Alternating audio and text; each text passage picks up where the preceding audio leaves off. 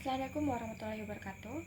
Saya Ririn Mimiha dengan NIM 2201026275. Jadi di video kali ini saya akan membahas tentang perusahaan vintage, yang dimana saya ambil adalah perusahaan Square. Jadi perusahaan vintage itu adalah perusahaan yang menyediakan jasa keuangan berbasis teknologi seperti layanan pembayaran, transfer dana, pinjaman hingga ke investasi. Jadi vintage atau financial technology ini memanfaatkan inovasi teknologi untuk menyederhanakan dan mendigitalkan layanan keuangan. Dan perusahaan Square ini didirikan oleh Jack Dorsey, di mana pendiri Twitter. Square adalah perusahaan vintage yang telah mengubah cara bisnis kecil memproses pembayaran.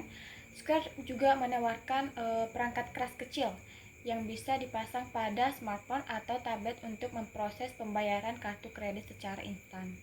Jadi menurut teori inovasi dan strategi bisnis, keberhasilan perusahaan teknologi seperti Square sangat bergantung pada kemampuan mereka untuk terus berinovasi dan menyesuaikan diri terhadap kebutuhan pasar yang dinamis dengan mengintegrasikan solusi vintage yang lengkap dan berfokus pada kebutuhan usaha kecil.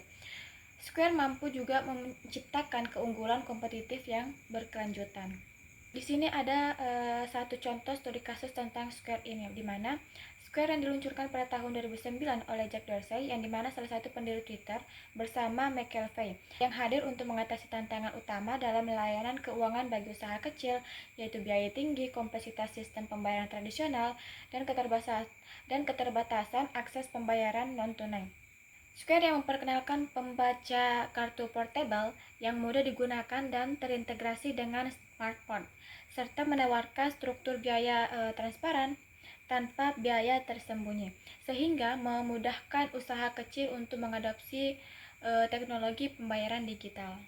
Dengan strategi Square ini tidak hanya fokus pada perangkat keras pembayaran, tetapi juga menyediakan solusi bisnis terpadu seperti manajemen investasi, analitik, pinjaman usaha, penggajian, dan perdagangan mata uang kripto melalui aplikasi mereka. Dan hasilnya, Square telah berhasil menembus pasar dengan lebih dari 4 juta penjual pada tahun 2023 dan mencatat pertumbuhan pendapatan signifikan, dengan pendapatan mencapai sekitar 4,68 miliar pada kuartal kedua 2021 dan meningkat sebesar 143% dari tahun sebelumnya.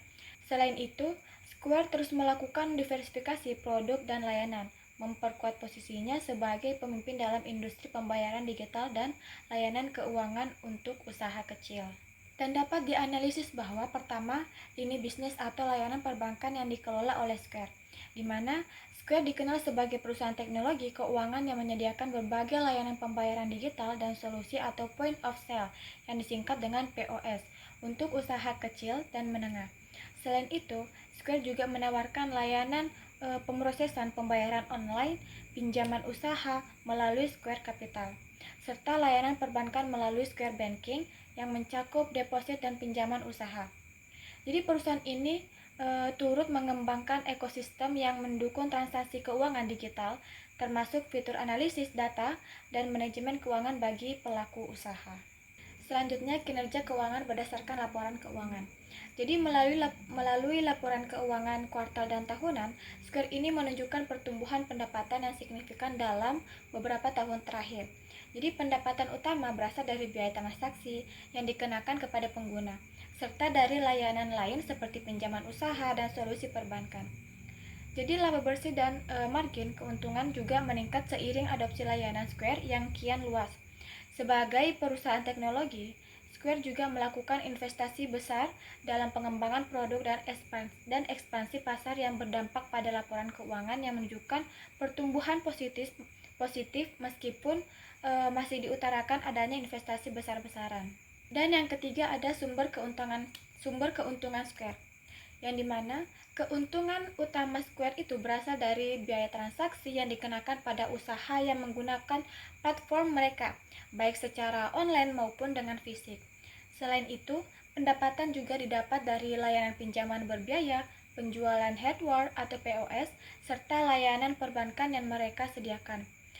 Dan yang keempat, berdasarkan data terbaru hingga Oktober 2023, Square ini masih beroperasi dan menunjukkan pertumbuhan yang positif. Perusahaan ini telah berkembang menjadi bagian dari Block yang terus memperluas layanan dan inovasi di bidang vintage, dan teknologi pembayaran. Di sini ada beberapa strategi yang mendukung keberlanjutan dan kesuksesan dari Square. Yang pertama, diversifikasi produk dan layanan. Jadi, Square ini tidak hanya bergantung pada transaksi pembayaran saja, tetapi perusahaan ini memperluas portofolionya dengan layanan keuangan seperti Square Capital untuk pinjaman usaha, Square Banking untuk layanan perbankan digital, dan Square Ecosystem yang mengintegrasikan berbagai layanan guna meningkatkan pendapatan berulang dan memastikan kestabilan finansial. Yang kedua, fokus pada usaha kecil dan menengah. Dengan menargetkan usaha kecil yang belum tersentuh sepenuhnya oleh bank tradisional, Square memanfaatkan peluang pasar yang besar. Dengan pendekatan ini, membantu mereka mempertahankan pangsa pasar dan mengembangkan basis pelanggan loyal yang memberikan pendapatan stabil. Dan yang ketiga itu ada penggunaan teknologi dan data secara efisien. Jadi, keunggulan teknologi yang dimiliki Square seperti analitik transaksi dan sistem pembayaran yang mudah diakses memungkinkan mereka terus berinovasi, menyesuaikan produk sesuai kebutuhan pelanggan, serta meningkatkan efisiensi operasionalnya. Jadi dapat disimpulkan bahwa Square ini berhasil menjadi perusahaan vintage terkemuka dengan inovasi teknologi pembayaran yang mudah digunakan dan layanan keuangan terpadu bagi usaha kecil. Dengan strategi diversifikasi produk, fokus pada pasar usaha kecil, serta pemanfaatan data dan teknologi secara efisien, itu menjadi kunci pertumbuhan dan keberlanjutan bisnisnya dan masih bertahan dan menunjukkan pertumbuhan positif hingga saat ini. Mungkin hanya itu saja yang bisa saya sampaikan. Kurang dan lebihnya mohon maaf. Assalamualaikum warahmatullahi wabarakatuh.